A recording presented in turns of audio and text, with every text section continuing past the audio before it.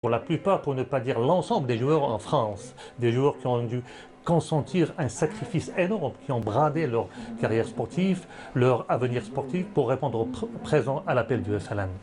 À titre d'exemple, Mustafa Zitouni, par exemple, qui était l'inamovible arrière central de l'équipe de France, a dû arrêter sa carrière au profit de l'appel du pays. Rachid Makhloufi aussi, qui devait rejoindre l'équipe de France une fois arrivé en Suède. Voilà, donc sans plus tarder, je vous laisse regarder ce documentaire coproduit justement par la télévision algérienne et TV5 France.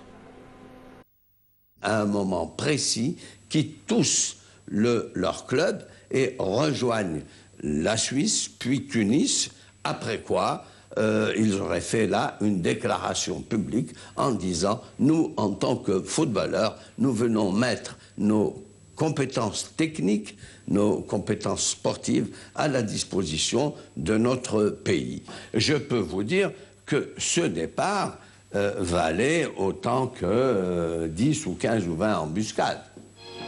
10 footballeurs nord-africains, tous vedettes internationales du ballon rond, ont quitté la France au cours d'une opération parfaitement orchestrée. Certains fugitifs ont rallié Tunis, où ils ont été immédiatement pris en main par des émissaires du FLN.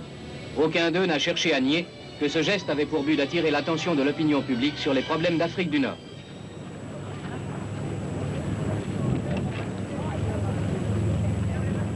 Moi, j'étais responsable de l'organisation et les footballeurs, c'était des militants. Ils étaient structurés dans l'organisation. Donc, la hiérarchique voulait que ce soit moi qui intervienne. Donc, moi, j'ai donné l'ordre, uniquement l'ordre. Les footballeurs, on ne pouvait pas les toucher sans mon accord. Mais, grosso modo, ils étaient tous d'accord. Il n'y a eu aucune menace? Non, jamais de la vie. Il n'y a pas de menace. Non. Mais ils étaient déjà des militants, ils payaient leur cotisation. Et probablement une cotisation plus que d'autres. Parce qu'un travailleur de chez Renault ne peut pas payer, ne paye pas la même chose qu'un footballeur qui, quand même, lui, il est mieux payé, il est mieux. Bon. Mais on était conscient de l'apport des footballeurs. On était conscient. Moi, j'étais à Paris quand ils sont sortis. Moi, je sais. Il n'y a pas un journal français qui n'a pas parlé de ça. Il n'y en a pas un. De droite ou de gauche. Il n'y en a pas un. Sur le plan médiatique, je vous dis pour moi, j'appelle ça un 1er novembre. Ouais, un 1er novembre, ça n'a pas fait autant de bruit que les footballeurs, en France, je veux dire. Ça a été à l'échelle européenne, pour ne pas dire internationale. Ils ont fait connaître la révolution algérienne à travers leurs prestations. Mais c'est des gens qui étaient déjà FLN, et on les a contactés à ce titre, et on leur a donné, c'est pas un ordre, c'est une directive. En termes organiques, c'est des directives qu'on donne. Vous devez sortir, on a expliqué le pourquoi. Moi, j'ai expliqué à 3 ou 4. Je me rappelle, c'était Boubkir, Ben Tifour, je pense qu'il y avait donné, et puis un 4e dont je ne me rappelle pas. Je leur ai dit, voilà, c'est un devoir patriotique que vous devez accomplir. Festival du ballon rond à Colombes. Un des joueurs que le FLN veut recruter évolue au stade de Reims. Les Rouges et Blancs de Fontaine et de Piantoni, sans doute les plus grands joueurs du moment. Mais les techniciens rémois réagissent. Son numéro 10, au sein de cette prestigieuse équipe, il l'a conquis de haute lutte. Centre, Bliard, fauché par Bétache, a le temps de passer à Fontaine qui marque dans le but vide. Le football, c'était tout. C'était le gars qui réussissait dans le football réussissait dans la vie. Ça, c'est sûr. Pour faire du football, il faut avoir le ventre vide, parce qu'on était quand même nombreux à la maison, on avait une seule pièce, je vous le dis sincèrement, elle n'était pas plus grande que ça. Pas plus grande que ça, mais on était 9 là-dedans. Et tous par terre, c'était la cuisine, c'était tout, quoi. Et là, j'ai décidé vraiment de me pencher sur le football, c'est à partir de 14 ans, donc quand j'ai été mis dehors de l'école primaire, alors que le directeur, ce qu'il m'a dit, il m'a dit, Maouche, toi, tu es trop fort pour tout le monde. Tu ne vas pas passer ton certificat d'études. Tu vas aller dans une école qu'on appelait ça l'école de capitaine Missoum. C'est une école enfin, d'apprentissage à Alger. C'était pour m'éliminer. Comme c'était un directeur tellement raciste, M. Koch. Mais alors là, j'ai arrêté l'école carrément. Et puis je me suis mis carrément sur le football, quoi. Mohamed Maouche, jeune joueur français musulman de talent, quitte l'Algérie française pour faire carrière en métropole. À Reims, il se fait un nom, un salaire et une vie meilleure. Mais comme tous les Français, il est appelé au service national. Sportif de haut niveau, il est affecté au bataillon de Joinville, où il est repéré par les sélectionneurs de l'équipe de France militaire. Le 13 avril 58, Maouche, comme Zitouni, Mekloufi et Boubaker, est une vraie vedette et un footballeur plutôt heureux. On s'est réunis donc avec Boumzareg, Aribi et Dr Moulay à l'hôtel de la Croix des Champs, donc au Louvre. Et c'est là que Boumzareg a dit « Dimanche, c'est le départ. Il faut que tous ces footballeurs-là, il y avait une liste, il y avait 11 joueurs exactement, 11 sans plus, et il fallait qu'ils quittent la France, donc tout de suite après les matchs. »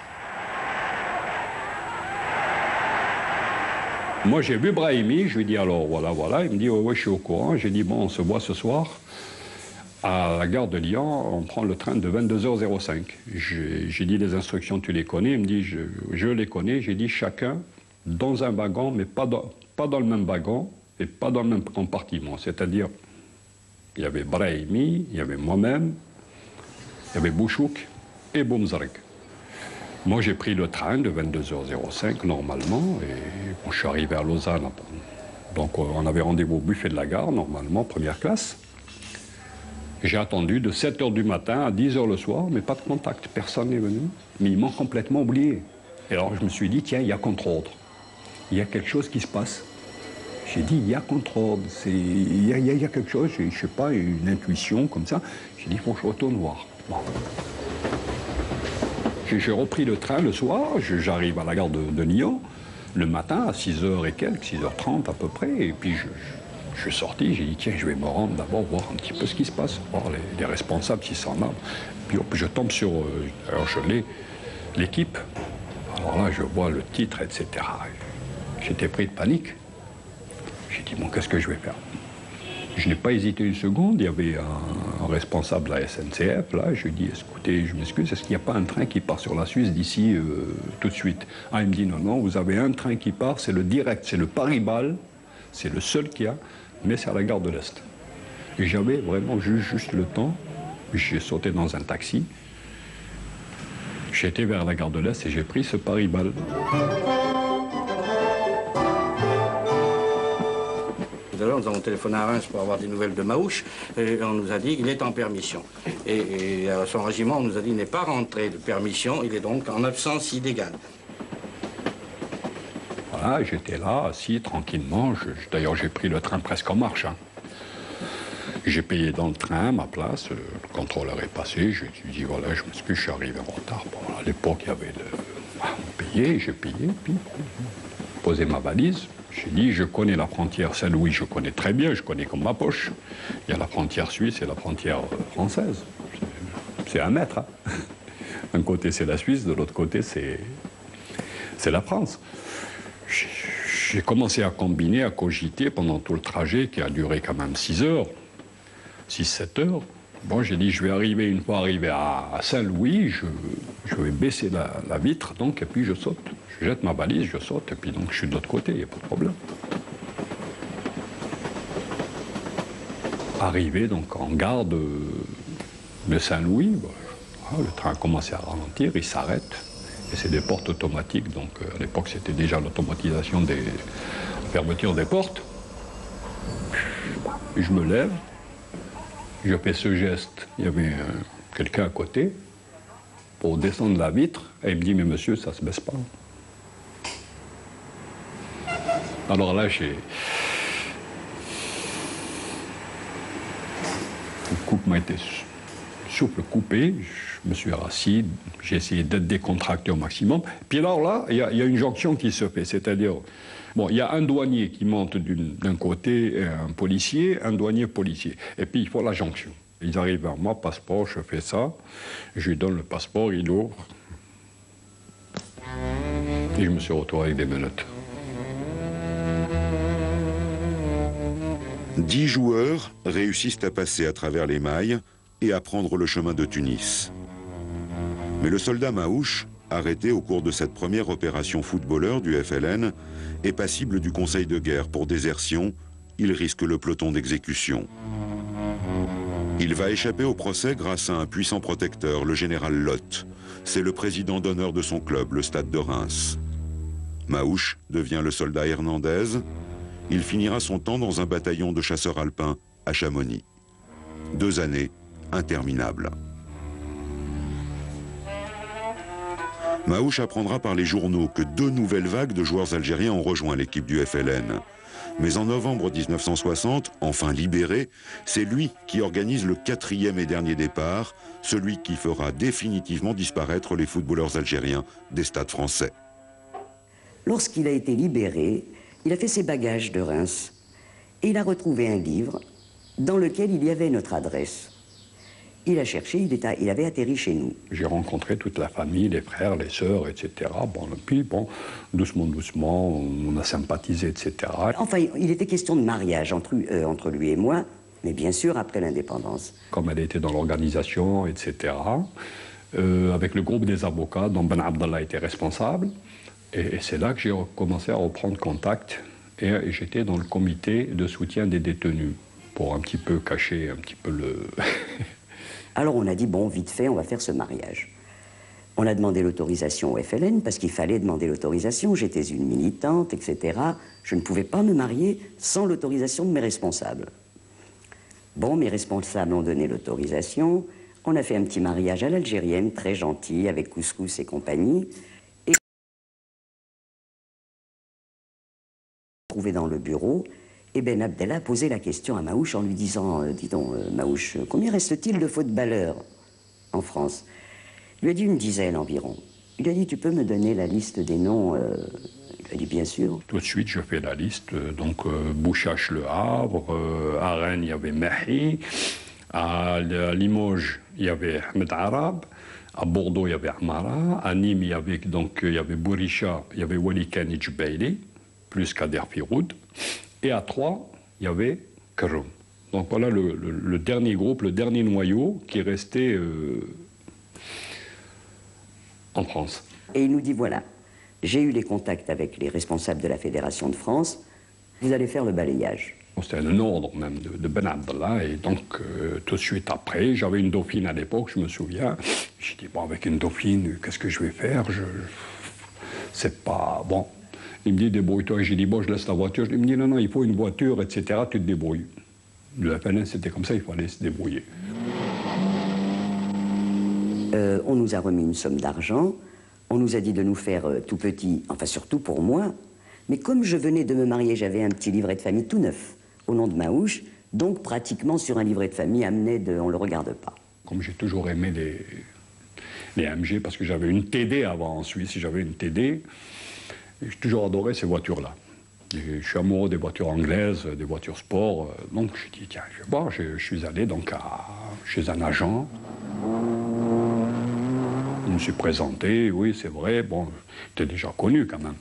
Il n'y a pas de problème. J'ai dit, écoutez, voilà, ce que vous avez. Il me dit justement, j'ai une voiture, elle est là, elle est magnifique, elle est... Je la regarde, elle était vraiment impeccable, impeccable. Ah, j'ai dit, ok, oui, je la prends. J'ai dit, mais je ne peux pas vous payer tout de suite. J'ai dit, je vous laisse la dauphine et je prends ça, puis entre-temps, vous faites les papiers, etc. Il me dit, il n'y a pas de problème, etc. Marouche, commu, machin, tout un baratin. Bon, je prends la voiture. Et j'ai dit, bon, la carte grise, il me la faut tout de suite. Il me dit, bon, je vous donne juste un récépissé, etc. Puis, bon, il faut attendre quand même quelques jours. Bon, là, je dis... Bah, nous, on travaillait énormément avec les Corses à la préfecture de Paris. Et il fallait... Bon, le FLN, c'était ça. Hein. Il fallait donner de l'argent. C'est tout. Pour une carte grise, c'était facile. Et puis, j'ai eu la carte grise dans la journée même. Et puis, ils n'ont plus revu, quoi.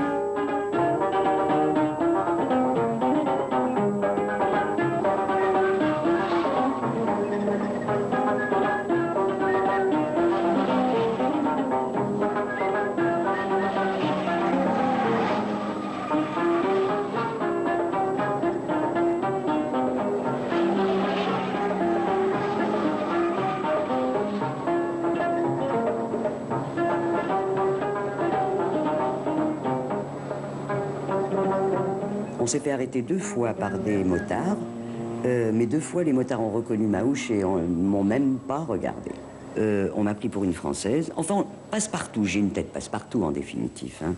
Donc Maouche faisait une petite virée, sympa, et il me montrait de loin les joueurs. Moi, je ne les connaissais pas. Alors, il discutait soit avec l'entraîneur quand on était par exemple au stade. Il m'est arrivé de contacter les gars directement au stade. Alors, avant d'entrer au stade, il repérait le joueur qu'il fallait que je contacte et il me donnait son numéro. Quand, par exemple, il s'entraînait, etc., il me disait, tiens, c'est le numéro tant. Et puis, j'allais vers le fameux numéro et je lui disais, voilà, je suis un agent de liaison du Mdjibha. Je disais ça en arabe, hein. Je suis un agent de liaison du FLN. Tu es appelé à rejoindre la Tunisie. Et je suis allé à Bordeaux voir Amara, je suis arrivé vers 2 h du matin, et ça a duré 30 secondes. Donner des instructions, j'ai dit voilà, demain, lundi, au hôtel La Cigogne, Genève, avant midi, et puis je suis parti, sans plus. La grande émotion, je l'ai eue à la veille de notre déplacement girondin de Bordeaux à Metz.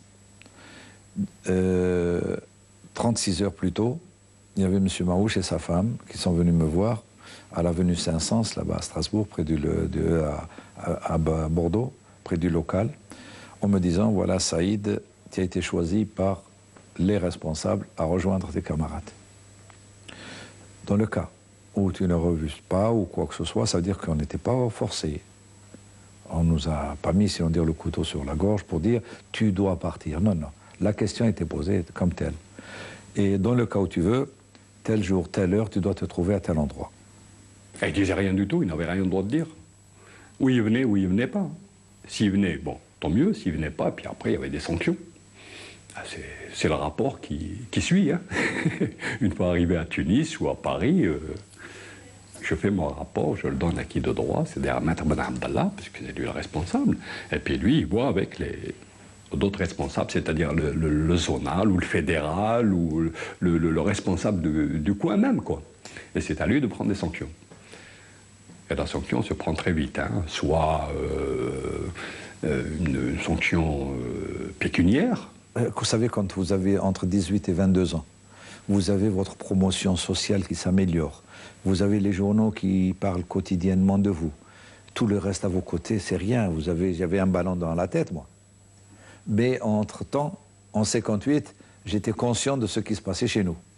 Avec ces militaires qui étaient débarqués là-bas, ces légionnaires, ces flashs qu'on voyait à la télévision, ce que j'entendais, ce que je recevais par lettre, a fait de moi, plus les insultes que je commençais à avoir quand on faisait un mauvais match ou la mauvaise passe, ça le fait la gare, retourne à ton pays. Alors, au fond de vous-même, ces choses, il y a une sorte de répulsion. Vous dites, mais qu'est-ce qui se passe? Et d'un autre côté, je voyais d'autres qui souffraient. J'ai dit, je n'ai pas le droit de rester, moi, à l'écart. Mais seulement, c'était pas possible qu'on reste à jouer à la baballe, si vous voulez. Pendant que d'autres, on pouvait continuer à jouer à la baballe, mais utilement, positivement et militer. Pour un but, pour cette nation que nous voulions à tout prix. Et c'est normal. Vous avez il y a bien une équipe de chanteurs, de musiciens, etc. Et ça a été très positif, parce qu'ils ont été les ambassadeurs de l'Algérie, si vous voulez, de l'Algérie combattante, dans tous les pays qui voulaient bien nous recevoir. Ils avaient un nom, il fallait qu'ils le mettent à la disposition, enfin. Si le contraire s'était produit, ça aurait été une aberration terrible.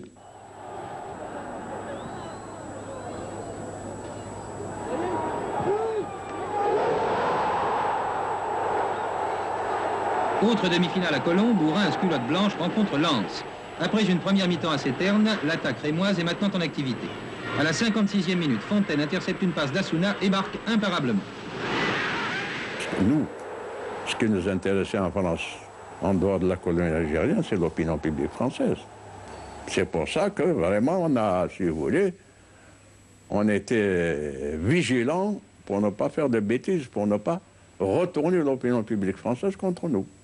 Ça a été évidemment un des objectifs du FLN en France, c'est avoir, coûte que coûte, l'opinion publique française, le peuple français, si ce n'est pas avec nous, ou du moins, pas contre nous. Les Algériens, enfin, pratiquement, ils étaient tous acquis à l'idée de l'indépendance. Et puis, pratiquement, on a quadrillé pratiquement toute la colonie.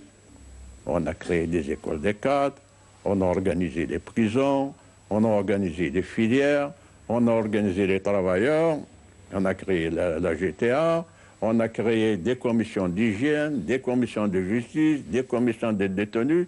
Pratiquement, on a créé un État dans l'État français. Voilà. Donc, tous les moyens étaient bons, mais notre problème était politique, on l'a réglé politiquement. Ce n'est pas toujours la mitraillette qui rapporte. Donc, c'est des patriotes. On l'appelait l'équipe du FLN. C'est des combattants comme d'autres. Il y en a à qui on a donné un stylo, il y en a à qui on a donné un micro. Chacun de nous a eu un rôle. Et le footballeur a un rôle extraordinaire.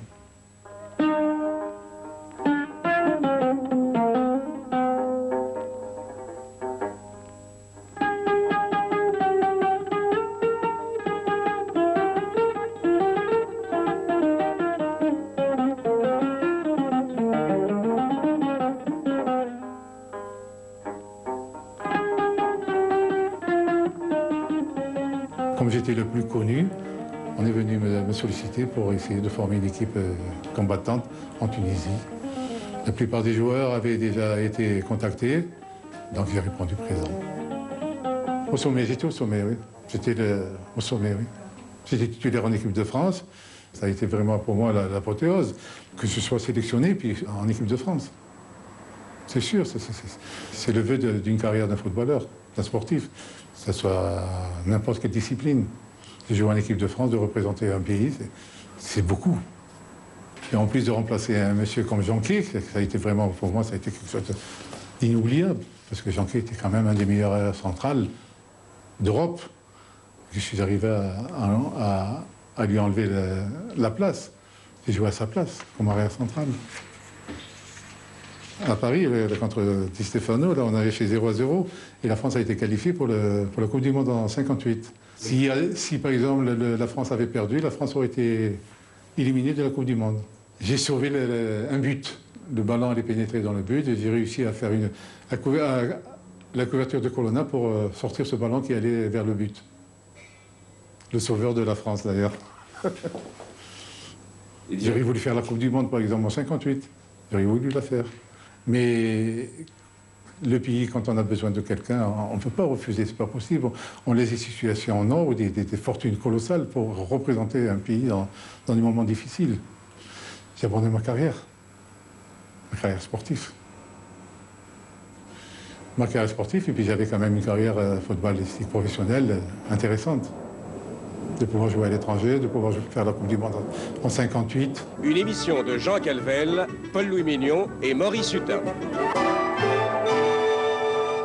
On peut dire sur le plan sportif qu'il y a des choses très importantes. C'est qu'une équipe comme Monaco, qui est deuxième du championnat de France et qui est qualifiée pour les demi-finales de la Coupe de France pour rencontrer Nîmes, est privée de 4 joueurs extrêmement importants. Zitouni, son arrière central, Ben Tifour, son ailier gauche, Boubaker, son gardien de but, et Bekloufi, un excellent avant. Ce sont des pertes très graves. Un coup sérieux pour Monaco. Et puis alors, c'est un coup sérieux aussi au portefeuille, si je puis dire. Ça fait 36 millions que la principauté va devoir retrouver quelque part. Il n'y a pas eu de menace. Hein. Il n'y a pas eu de menace, pour leur dire, en tout cas moi pour ma part. Hein. Je ne pense pas qu'il y en ait eu un qui ait été menacé. Je vous dis, Joe Bailey, lorsqu'il m'a dit, écoutez, je lui ai dit, moi je ne prends pas de décision. J'ai une mission. Vous me dites ça, pas de problème, mais je vous avertis. Si on vous dit non, il vaut mieux rejoindre. Voilà ce que j'ai dit.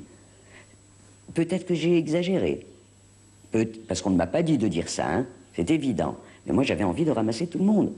Ça, c'était cette partie, si vous voulez, je voulais absolument réussir cette mission, à l'instar d'autres, vous voyez. Et puis, c'était quand même une mission un peu aventure. Ça a été la plus agréable des missions que j'ai pu avoir. Hein. J'avais un nom, j'avais tout. Je commençais à m'imposer. Et tout d'un coup, on était sollicité de quitter la France pour rentrer rejoindre le GPRA, le gouvernement provisoire algérien. Bon, Il y avait des responsables politiques de France qui sont venus nous solliciter. Qu'est-ce que vous voulez? On est rentré, on est parti, avec ma femme et tout. Ils laissent tous beaucoup de choses derrière eux. De gros salaires, la célébrité ou de grands enjeux sportifs. Et puis, beaucoup d'entre eux sont mariés à des Françaises. Pour ces épouses, le choix du départ va être encore plus difficile. Mais il fallait ou bien quitter son mari ou le suivre. Et toutes les femmes étaient des jeunes femmes, des jeunes mariées presque. Donc elles ont suivi leur mari. On ne savait pas ce qui allait arriver. On savait qu'on partait. Mais pour quand? Pour combien de temps? On ne savait pas. J'avais pas peur. Je ne suis pas une femme à avoir très peur. Mais j'étais angoissée, voilà, un peu, oui. Angoissée de voir où tu vas. Qu'est-ce qui va arriver? C'est ça. Mission accomplie, tous les joueurs ont été contactés et informés sur les moyens de se procurer argent et faux papiers. Désormais, c'est chacun pour soi pour rallier Genève, puis Tunis. Je suis arrivé au poste frontière. Ce poste frontière, j'ai oublié le nom. Bon, j'étais là avec la voiture, je me mets en veilleuse, etc. Très proche, à 3-4 mètres. Il sort la tête, il pleuvait. Il voit donc la voiture immatriculée 9215 KC75. J'ai toujours le matricule en tête. Fait un signe de la main.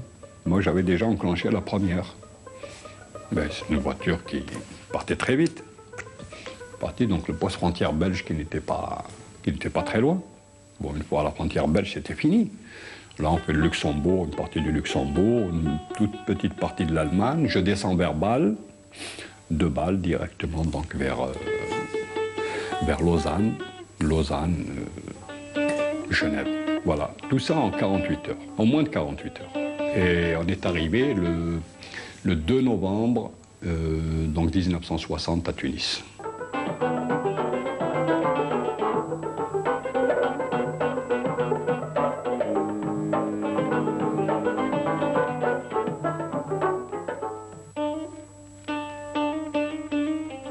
Pour tout le monde, la vie en Tunisie, c'était l'avion rose. Il ne faut pas croire que on était bien payés d'abord, il faut le dire. On était très très bien payés, on avait nos appartements, on nous trouvait nos maisons, il y avait les dancing, il y avait beaucoup de choses. Il y avait beaucoup de choses. À Tunis, c'était la liberté totale. La Tunisie, indépendante depuis 1956, accueille tous les exilés algériens, militaires, politiques ou footballeurs. L'équipe du FLN y trouve donc tout naturellement son port d'attache entre deux tournées.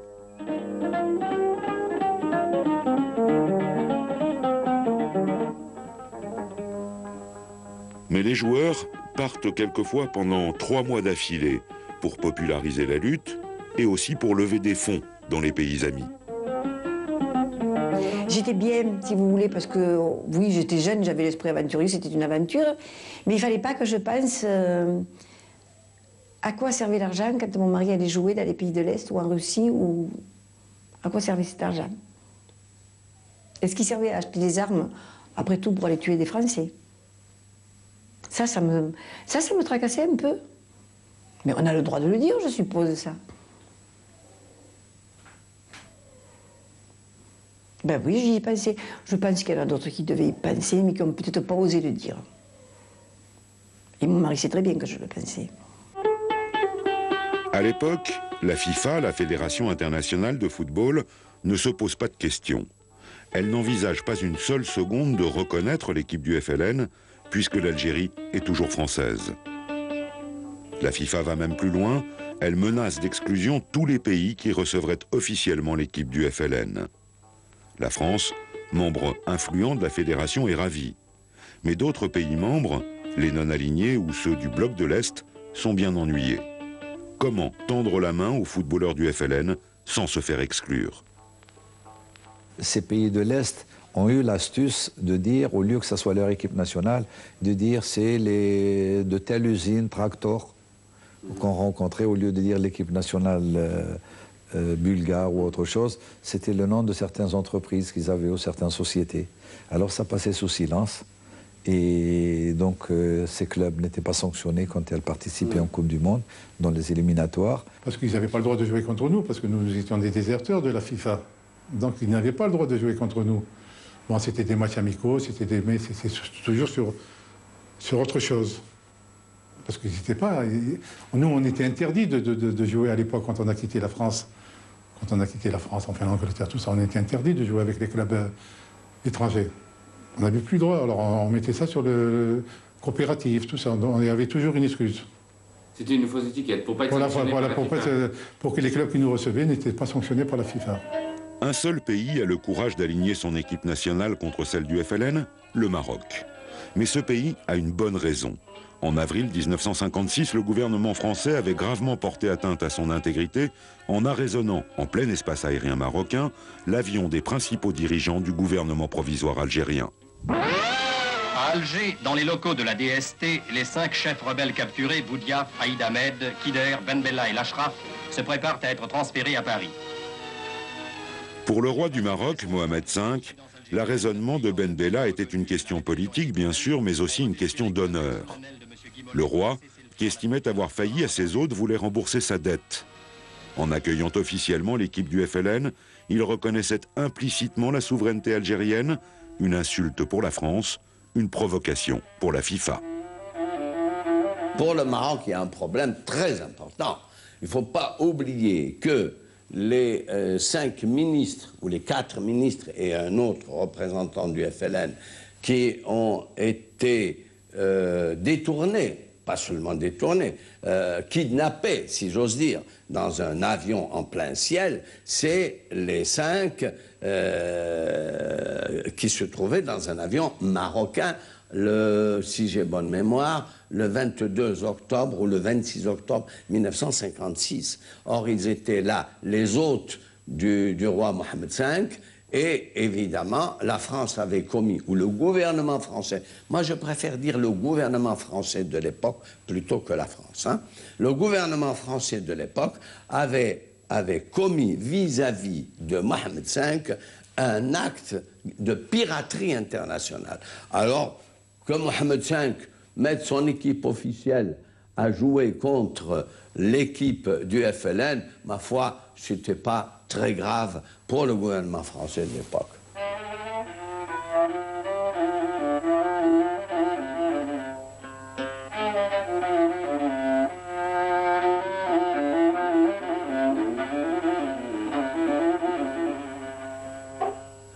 Qui est le plus grand provocateur? Est-ce le Maroc qui met son équipe à jouer contre l'équipe officielle algérienne, ou bien le gouvernement français de l'époque qui détourne en plein ciel un avion marocain dans lequel se trouvaient 5 ministres algériens? Voilà le problème.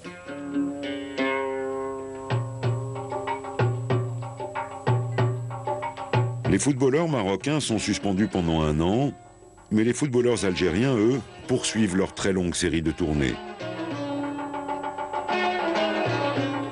Bulgarie, Roumanie, Hongrie, Pologne, URSS, Libye, Chine ou Vietnam, de 1958 à 1962, 91 matchs, 65 victoires, 13 nuls et 13 défaites. Les footballeurs algériens deviennent de parfaits ambassadeurs.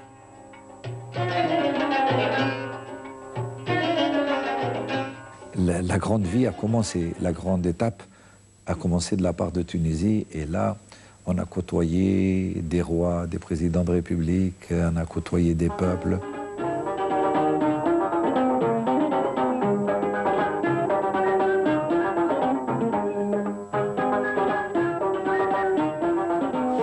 C'est sûr, on était bien, hein? Bon, on voyageait, les grands hôtels présentatifs, bon, les hommes politiques qui font leur discours, bon, démontrer qu'est-ce que c'est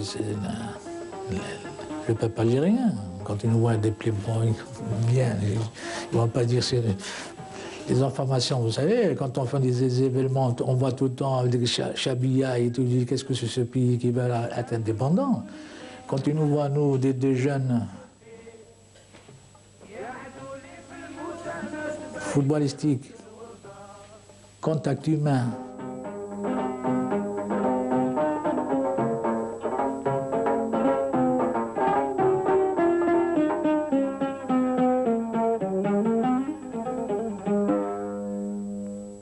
On est allé dans des coins où on ne savait pas ce que c'était que l'Algérie, où se situait l'Algérie. On nous demandait est-ce qu'il y a des maisons, est-ce qu'il y a des tramways, est-ce qu'il y a des voitures, est-ce qu'il y avait des endroits où on croyait que l'Algérie c'était la jungle. Puis on expliquait, voilà, l'Algérie, non, les Français se sont servis, c'est vrai, mais ils ont construit, ils ont fait, on n'avait rien de sauvage.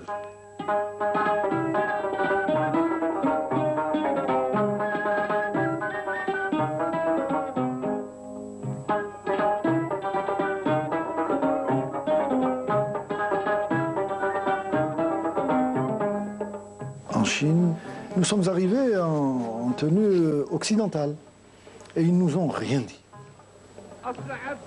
Mais ils nous avaient mis les ustensiles, la fourchette, le couteau, etc., mais à côté, les baguettes.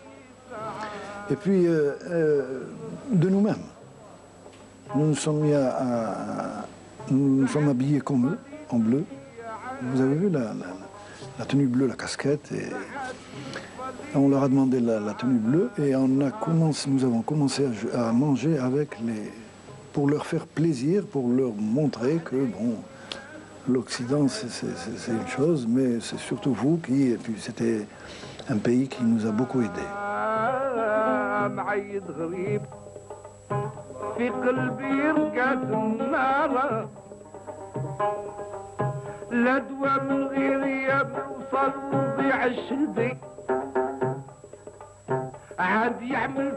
À l'époque, il y avait Mao Zedong et il y avait le Premier ministre, c'était Zhou Enlai. C'est des personnalités, des monuments. Nous avons serré la main à tout le monde, mais celui avec lequel nous étions le plus copains, je peux dire, c'est le président du Vietnam, Ho Chi Minh. Et son ministre des Affaires étrangères, Pham Van Dong. On les avait battus à l'époque 7-0. Alors au dîner, il nous dit nous avons battu la France, vous nous avez battus, donc vous battrez la France. C'est diplomatique. Hein.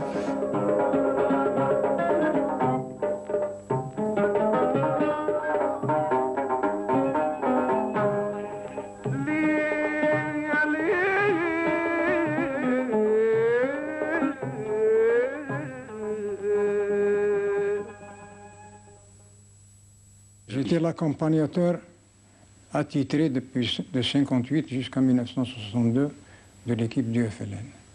J'étais commissaire politique parce que l'équipe du FLN ne jouait pas uniquement au ballon, elle s'intéressait aussi à la politique et ce qui se déroulait sur le territoire national.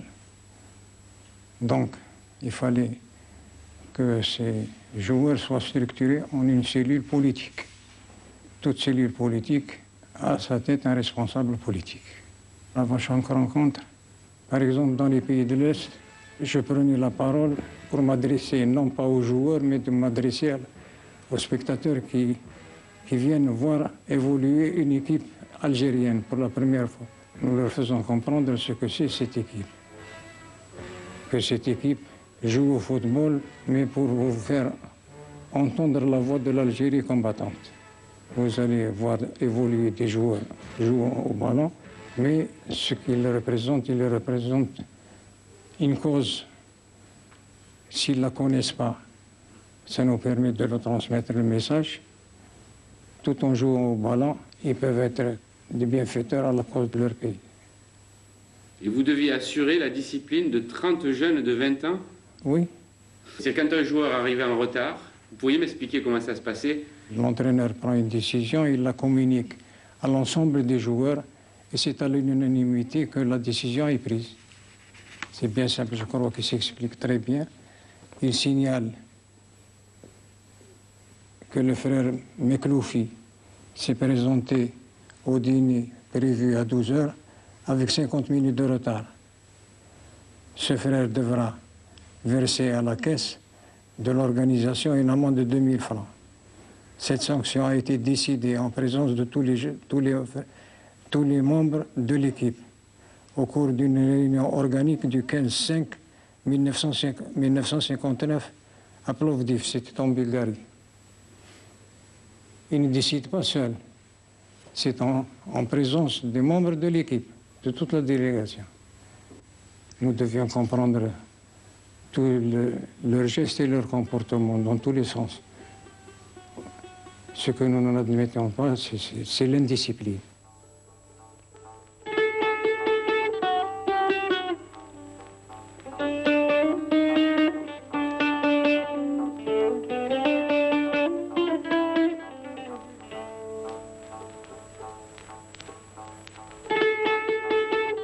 Alors Maouche partit en tournée.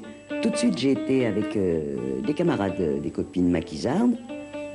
On s'était regroupés et puis on avait vu le commandant Hasdin. On est monté aux frontières et quand j'ai vu ce regroupement de réfugiés et cette misère de la population algérienne, des frontières tunisiennes, oh, j'ai dit je ne peux pas rester comme ça en ville. Hein. Et je suis resté avec eux. Et on a fait le premier village socialiste. Hein. Il y avait Boumedienne qui était chef d'état-major à Rdimao. Et il y avait déjà des filles, quelques-unes, qui soignaient un petit peu. Il y avait 83 000 réfugiés sur la frontière tunisienne. Il n'y avait pas encore l'indépendance. Hein. Et comme c'était un but qu'on s'était assigné, mes parents, mes frères et moi, il fallait continuer. Et puis ensuite, il y a eu 19 mars, l'indépendance enfin, avec un peu d'angoisse quand même quelque part. Parce que c'est comme si, vous savez, comme une grosse peur. Dans notre groupe, là, quand on a appris ça, j'ai dit c'est magnifique. Oh. Et puis tout de suite après, j'ai dit c'est fini. C'est fini l'action. Enfin, pour moi, il y avait une fin qui m'angoissait un petit peu. Qu'est-ce que je vais devenir? Cette question, tous les Algériens se la posent. Les footballeurs du FLN aussi, bien sûr. Leur devoir accompli, ils n'y apportent pas tous la même réponse. Certains d'entre eux retournent en France pour y terminer leur carrière sportive. Rachid Mekloufi, par exemple, aidera Saint-Étienne à conquérir un nouveau titre de champion de France. D'autres resteront en Algérie pour y savourer la reconnaissance du nouveau pouvoir. Je pense que quelles que soient les appréciations, si nous étions restés en France, elles n'auraient pas eu, par exemple, une telle teneur comme le président Boumedienne. Et il s'est permis à un moment donné, lors d'une soirée, de dire l'équipe FLN, ce sont des immortels. On est considérés comme des combattants. Je parle de l'équipe du FLN. Hein. Nous sommes considérés comme le Moudjahed, c'est-à-dire le combattant. On a les mêmes droits. Et on a aussi les mêmes devoirs. Vous touchez une retraite? On a une retraite, on a une pension des Moudjahidines.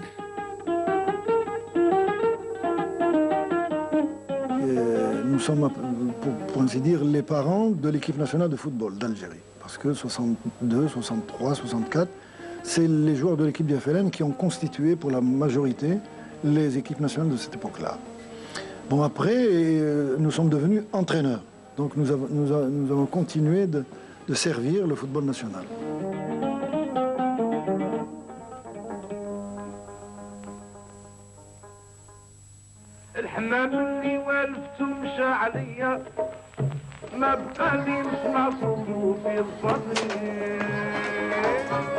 Aujourd'hui, à Alger, les enfants de la Casbah ne savent plus que la petite histoire du football a participé à la grande histoire de leur pays.